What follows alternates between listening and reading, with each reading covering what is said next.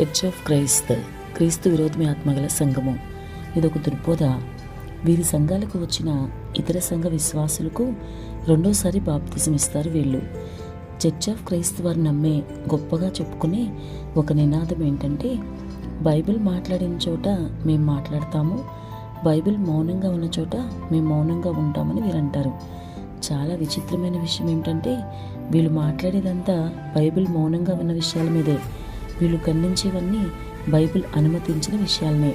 యేసునామంలో బాప్తిజం పొందిన వారు వీరి సంఘానికి వస్తే వారికి తండ్రి కుమార పరిశుద్ధాత్మ నామంలో బాప్తిజం ఇస్తారు వీరు. తండ్రి కుమార పరిశుద్ధాత్మ నామంలో బాప్తిజం పొందిన వారు వీరి సంఘానికి వస్తే మళ్ళీ తండ్రి కుమార పరిశుద్ధాత్మ నామంలో బాప్తిజం ఇస్తారు.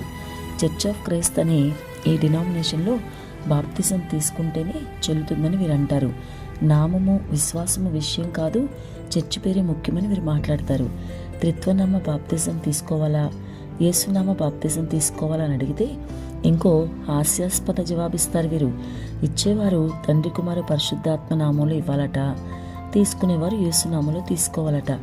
ఇదెలా సాధ్యమో మాకు అర్థం కావట్లేదు. మనం ఏదిస్తే అదే కదా ఎదుటివారు తీసుకుంటారు. మనం ఇచ్చేటప్పుడు 50,000 ఇస్తే తీసుకునేవాడు 1,00,000 తీసుకోగలడా? ఆలోచించండి.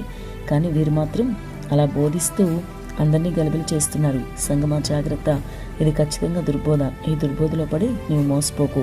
వీరి దుర్బోధన గురించిన మరిన్ని విషయాలు తర్వాత వీడియోలో చూద్దాం.